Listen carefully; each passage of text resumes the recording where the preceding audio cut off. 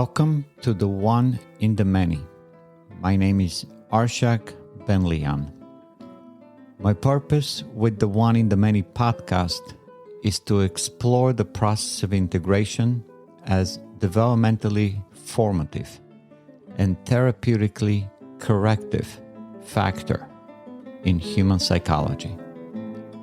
The One in the Many is the study of how conscious life differentiates identity, integrates relation, regulates itself under constraint, and sustains direction through time. Subscribe to the One in the Many podcast and connect with me by writing to abenlian@oneinthemany.net.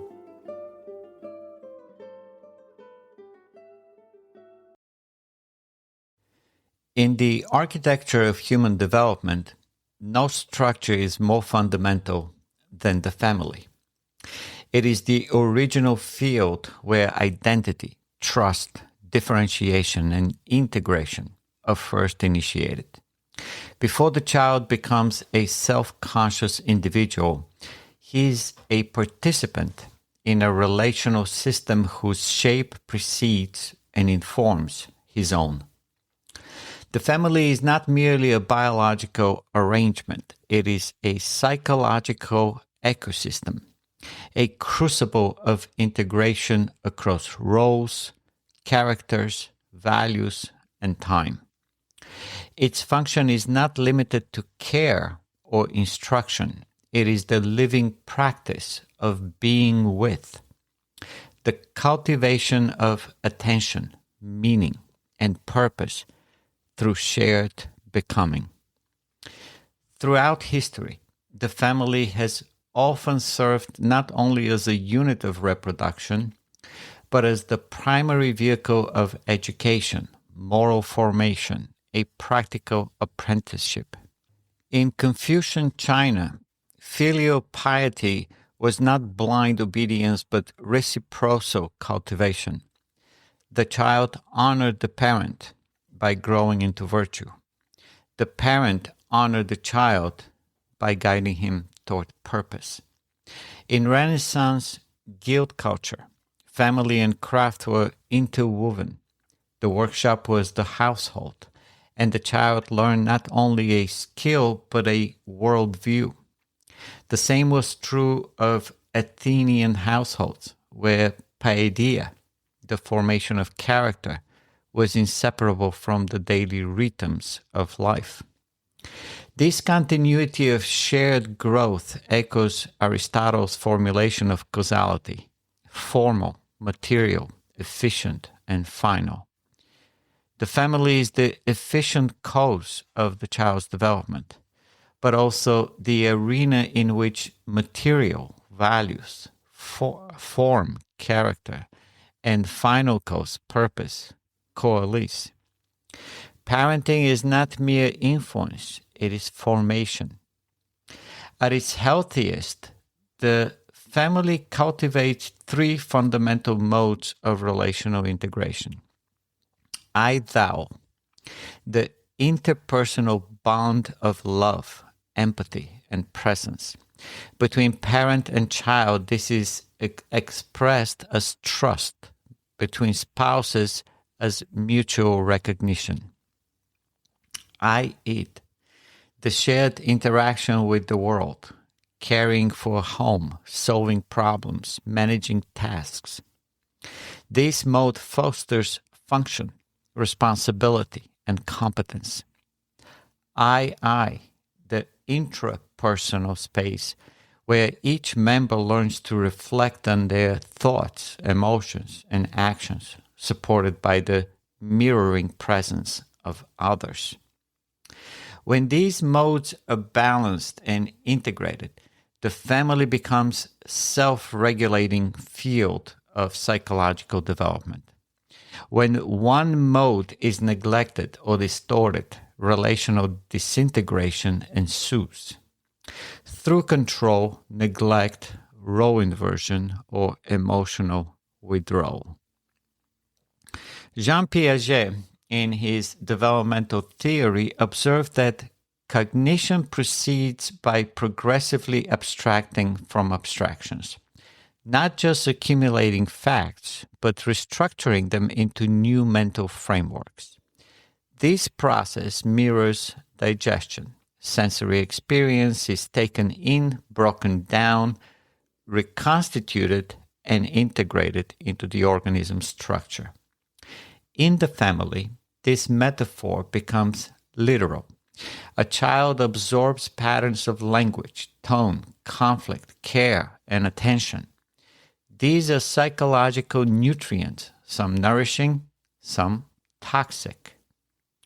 The capacity to abstract, differentiate, and ultimately self-direct depends on the integrity of this early intake and the clarity of the relational feedback loop.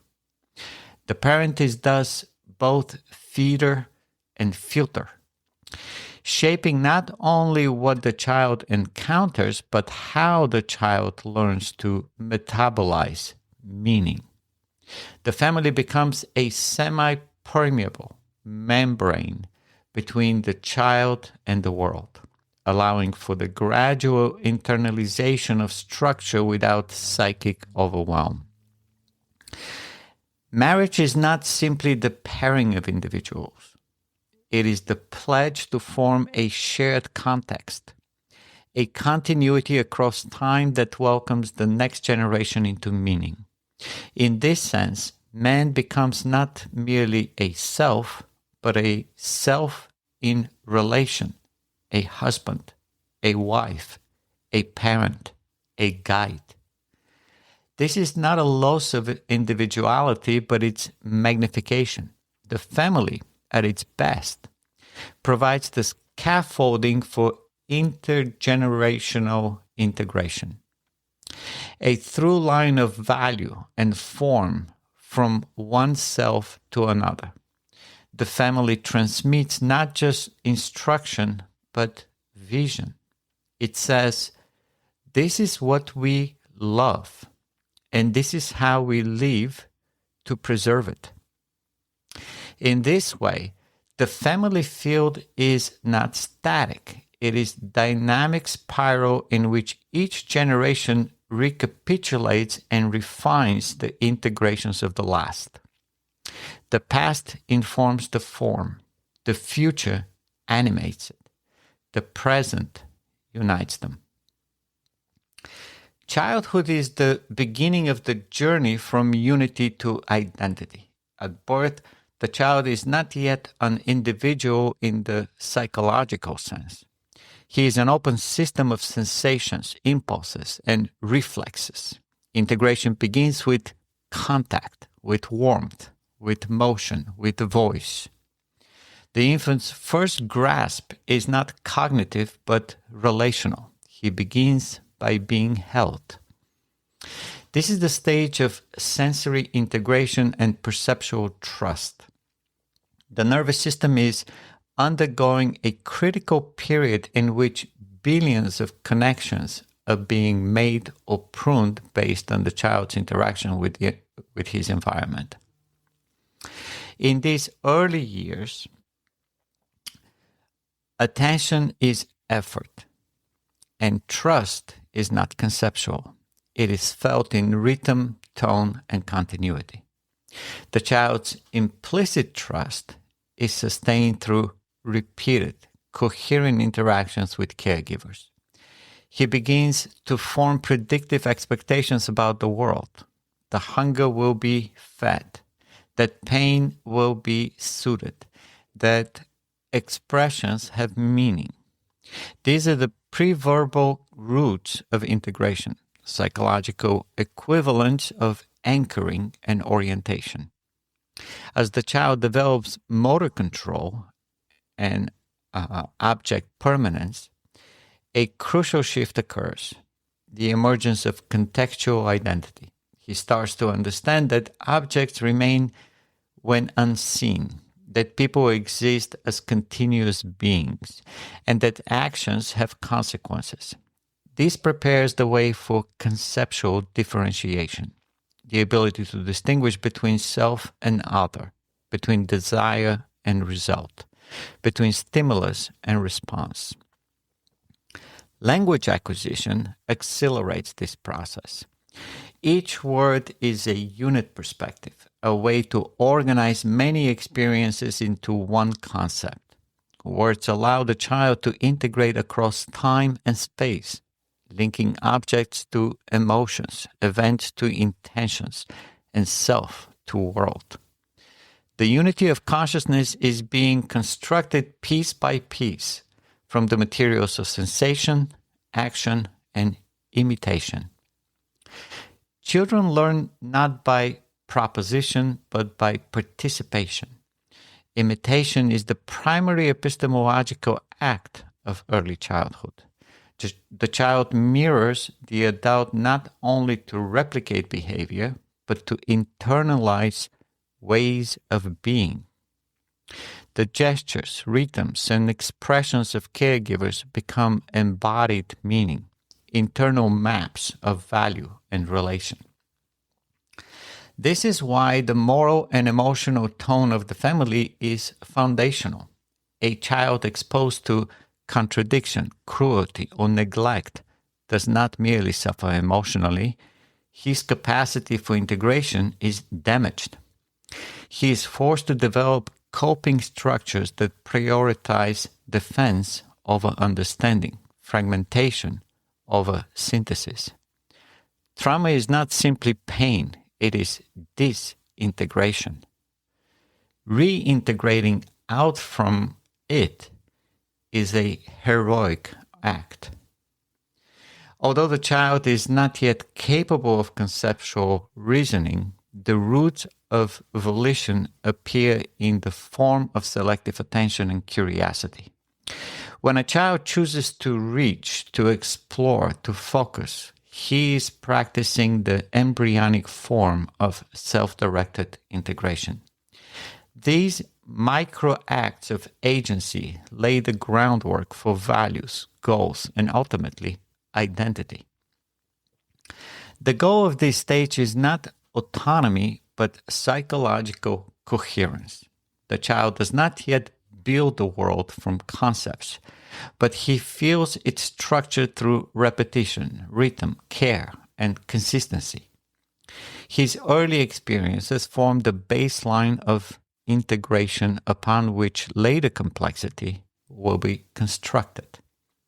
If childhood lays the groundwork for integration through sensory trust, imitation, and rhythmic continuity, adolescence is the crucible where those foundations are tested, stretched, and reconfigured.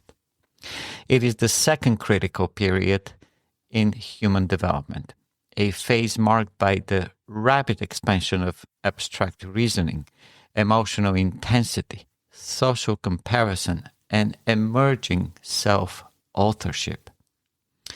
Where the child absorbs the world implicitly, the adolescent begins to question it explicitly. He no longer simply lives within the family's meaning structure. He seeks to form his own. This is the time of differentiation, but not yet full integration. It is the liminal space between inheritance and independence. Neuroscientifically, adolescence is a period of massive synaptic pruning and white matter growth. The prefrontal cortex, responsible for planning, decision-making, and inhibitory control, is rapidly developing, allowing for increasingly complex abstraction and long-term goal orientation. Simultaneously, the limbic system, governing emotion and reward, is highly active, often outpacing regulatory capacities. This creates a powerful but unstable combination, a mind capable of reflection but not yet mastery. The adolescent can now ask, who am I? What do I value? What kind of life is worth living? But he cannot yet fully resolve these questions. He lives amid the friction of contradiction, novelty, and partial integration. The adolescent must learn to stand apart to later choose how to belong. Differentiation is not rebellion for its own sake. It is a search for coherence and authorship. The adolescent is testing boundaries of belief, style, tribe, and ambition in an effort to define the borders of a self. This often takes the form of exaggeration, idealism, intensity, performative defiance. But beneath these surfaces lies a deep hunger for structure, not imposed from without, but discovered from within. Adolescents do not reject meaning.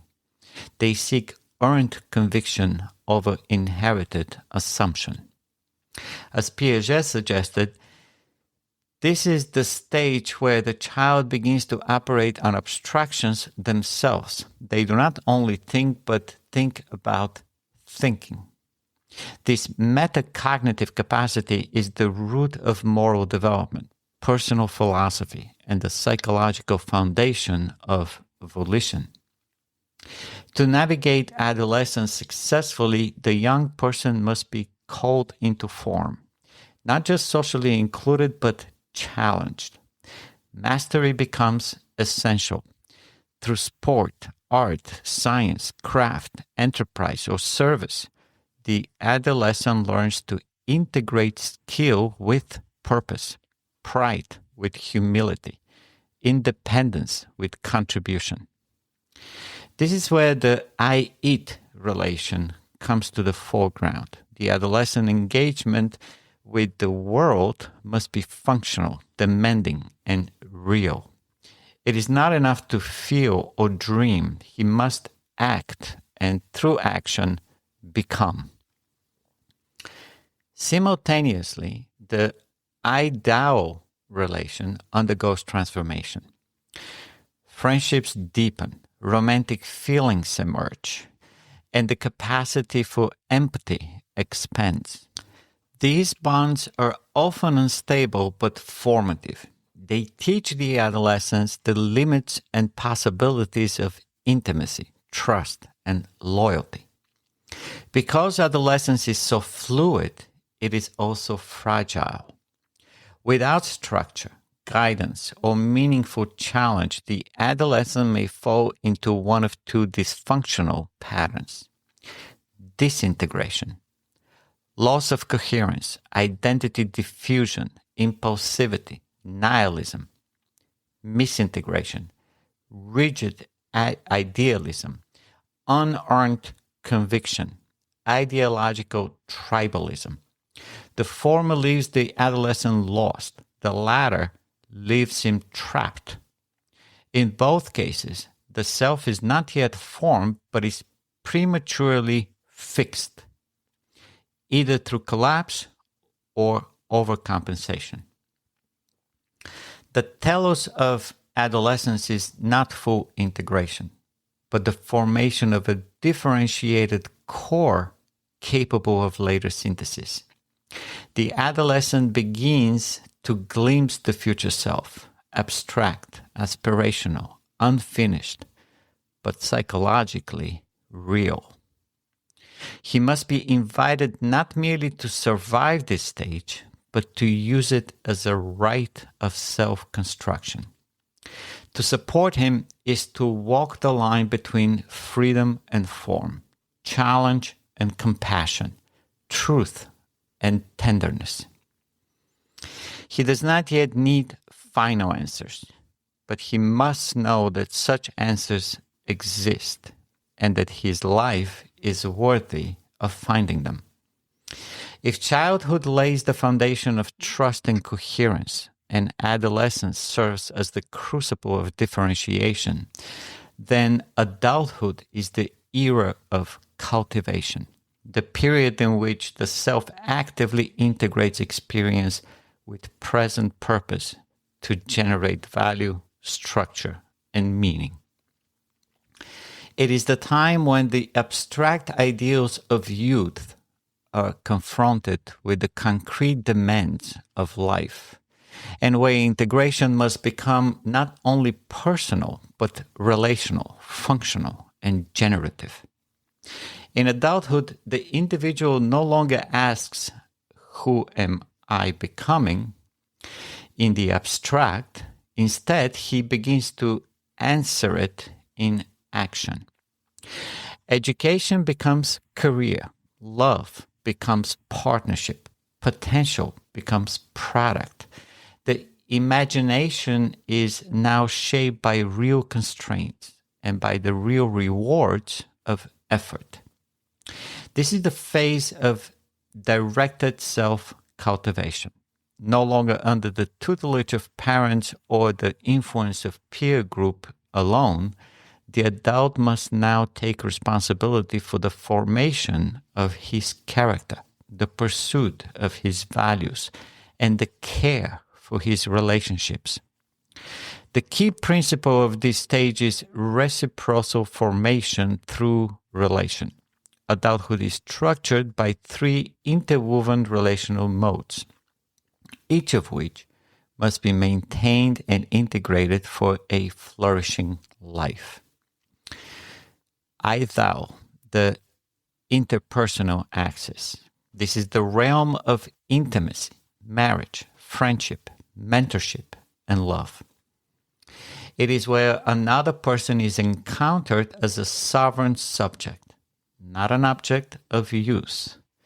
In adult life, I-thou relationships are no longer passive inheritances, as in childhood, but chosen commitments. To sustain this mode requires empathy, communication, vulnerability, and shared direction. Not merely connection, but integration of lives through aligned values and goals. I-it, the functional axis. This is the adult's relationship with work, tools, systems, and the material world. It is the axis of productivity, mastery, and competence. A flourishing adulthood requires not only meaningful relationships, but meaningful output, contribution through craft, profession, or innovation. Mastering the I-it domain generates self-respect and aligns purpose with skill. When neglected, it leads to dependence or stagnation. When overemphasized, it becomes workaholism or mechanization of the soul. I, the intrapersonal axis. Here, the adult reflects on the self, not only what he does or whom he loves, but who he is becoming. This is the domain of self-evaluation, emotional awareness, and philosophical orientation. Adulthood is the first period in which the self has enough distance from origin and enough responsibility for outcome to begin asking existential questions with weight. What is the good life? Am I living it? What will I leave behind? When neglected, this axis produces burnout, alienation, or emptiness. When integrated, it grounds the adult in intentional continuity across time. For many, adulthood includes the formation of a life partnership and family. This marks a powerful reorientation from development as self-expression to development as shared cultivation. Through marriage, man becomes both man and woman. Through parenting, he becomes past, present, and future.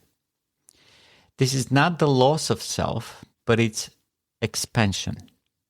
The adult learns to sustain attention across selves, to balance his own needs with those of a spouse or child, to plan across decades, to love not just in the moment, but through time. A healthy adult life does not collapse into duty. It refracts through responsibility, turning service into strength and relation into realization. Adulthood offers the longest span of human development and the most complex. Here, integration is not a single act, but a recurring pattern, integrating self and other, thought and action, desire and reality, past and future.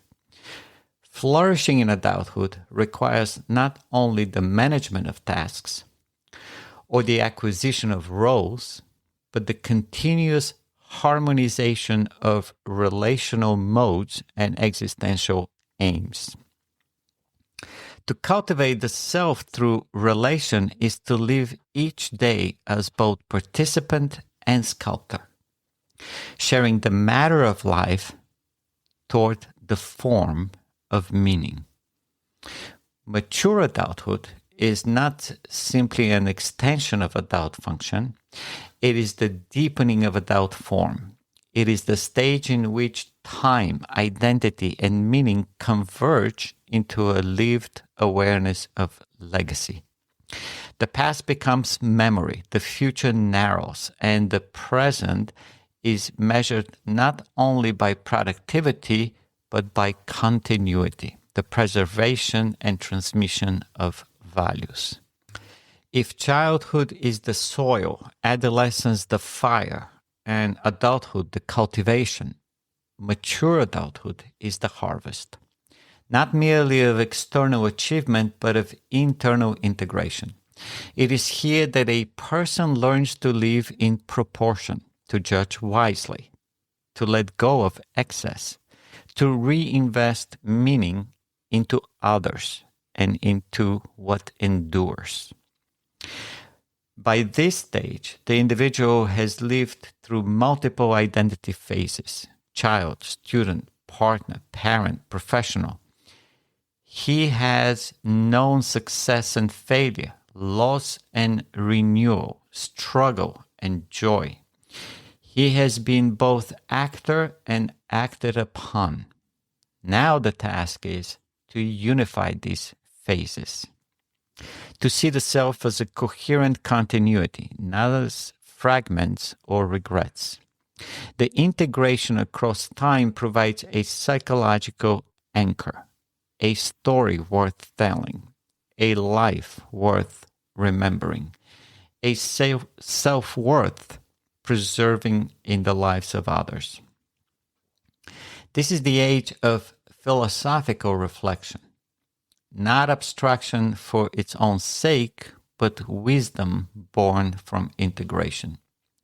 Mature adulthood begins to ask, what have I stood for? What have I built?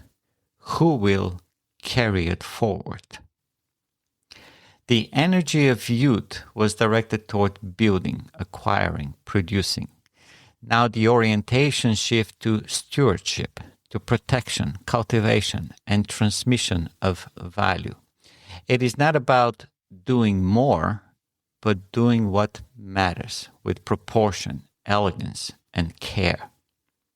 This manifests in many ways: mentoring others instead of leading alone, teaching, writing, or guiding, cultivating a home, a garden, a tradition, preserving a marriage with depth rather than novelty, parenting adult children through friendship, not control. This is not a stage of withdrawal, but a refinement. The mature adult learns to conserve energy for the highest values and let go of lesser pursuits. For the first time, death becomes not an abstraction, but a reality. The body slows, the future contracts, but meaning, if well formed, expands. Mortality, rightly faced, focuses the self on what is essential and eternal: relationships, truths, creations, virtues, and values. This confrontation is not tragic, it is clarifying. It asks the self to measure life not by time remaining, but by meaning sustained. Mature adulthood is where many rediscover the deepest spiritual questions, not necessarily religious, but philosophical. What is worth revering? What unifies my life? What makes it good? These questions are not signs of decline.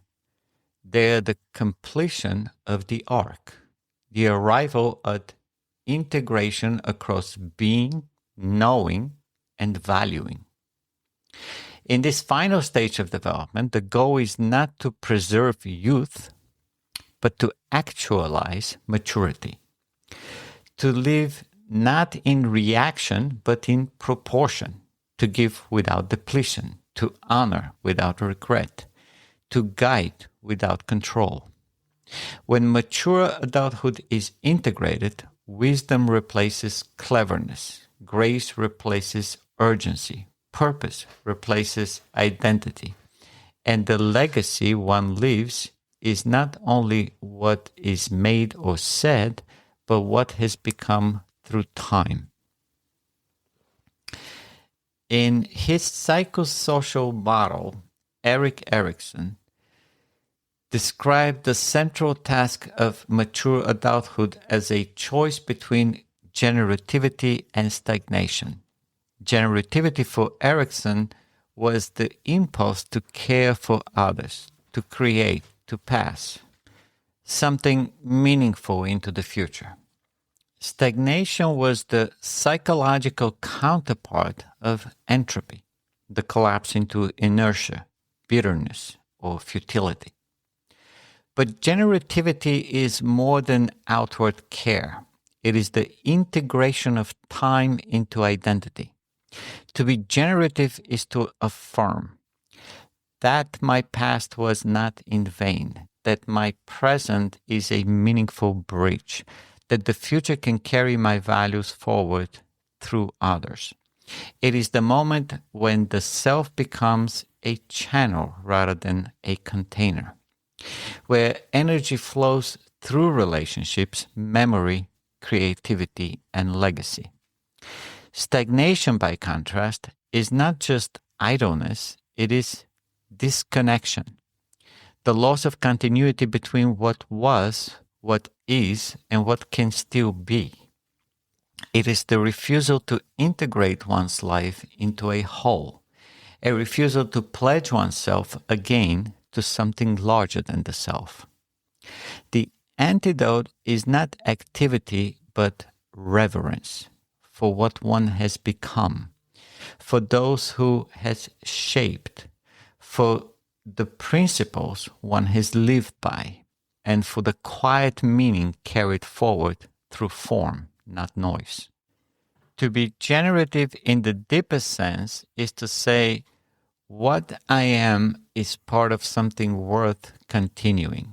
It is the final and fullest expression of integration.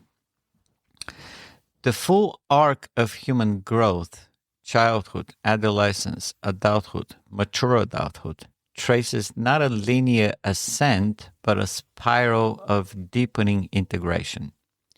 At each stage, the self must take what it has inherited, differentiate from it, reorient toward purpose, and integrate it into a new unity. This is not automatic, it is volitional, contextual, relational act. But when performed consciously, it yields not only maturity, but meaning. In childhood, the self is formed through coherence, patterns of care, rhythm, touch, and trust. The child learns that the world can be stable, the attention can be safe, and that differentiation will be supported. These early integrations are not chosen but absorbed. They form the psychic soil for later autonomy. In adolescence, the self moves through differentiation, the questioning of roles, the formation of beliefs, the testing of boundaries. This is the first phase where volition begins to assert itself, not yet in fully formed values, but in chosen affiliations, explorations, and ideals. It is a crucible of potential, often marked by tension, idealism, and disorientation. In adulthood, the self enters the stage of cultivation, where purpose must be enacted, relationships sustained, work mastered, and time allocated. Here, integration becomes explicit.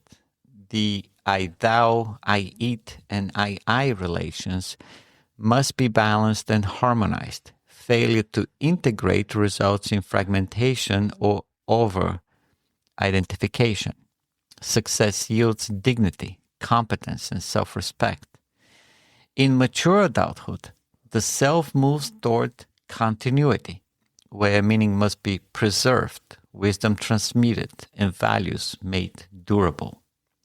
This is the stage of legacy, where integration across time becomes conscious and where the self becomes custodian of what it once struggled to build. Each stage of life replaces the IIR cycle, induction, integration, reduction, at a higher level. In childhood, induction affords the child to absorb sensory patterns and attachment. Integration allows the child to synthesize emotional trust and basic identity. Reduction makes attention, imitation, and curiosity operative. In adolescence, induction affords the teenager to absorb ideas, roles, and ideals. Integration allows the youth to synthesize his emerging self-concept. Reduction makes assertion, abstraction, and judgment operative. In adulthood, induction affords the adult to absorb relationships, work, and purpose. Integration allows the adult to synthesize relational identity and vocation. Reduction makes commitment, productivity, and love operative. Mature adulthood absorbs time, legacy, and mortality through induction. Through integration, he synthesizes the continuity of values and self. And through reduction, he makes stewardship, teaching, and grace operative. Each stage inducts new material, integrates it into the evolving self, and reduces it to action.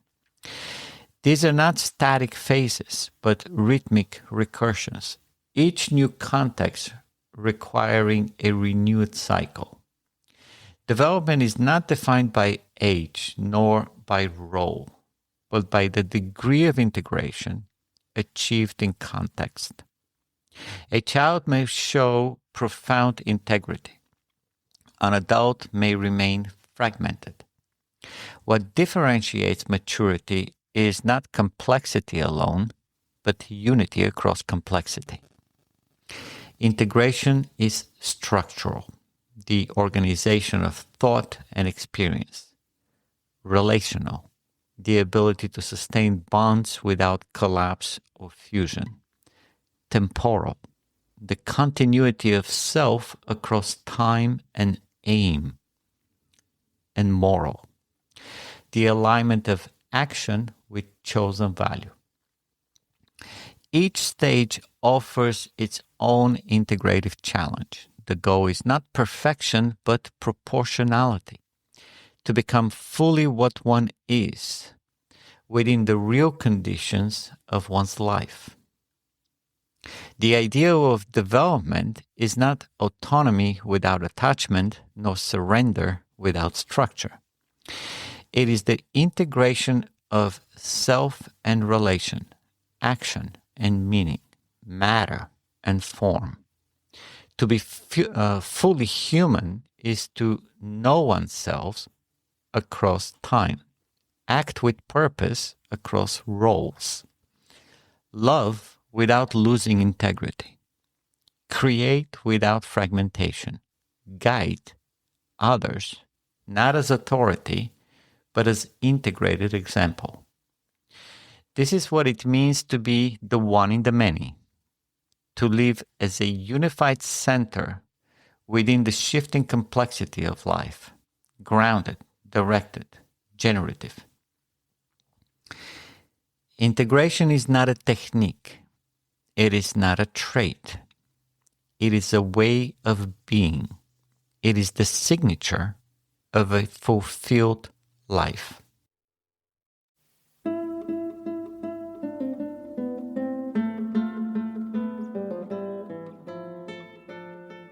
This is the one in the many. The principle of life is the process of integration from a single cell to an ideal human being. The story of life unfolds through integration, from a single percept to a library of knowledge. Through virtue, reason, honesty, independence, selfishness, productivity, you set your values, purpose, to achieve self-esteem and happiness. Through time and energy, from induction to integration to reduction, the smallest particle unifies matter, and the highest purpose unifies your life. You, the one in the many, matter. May you integrate your life with value-driven days.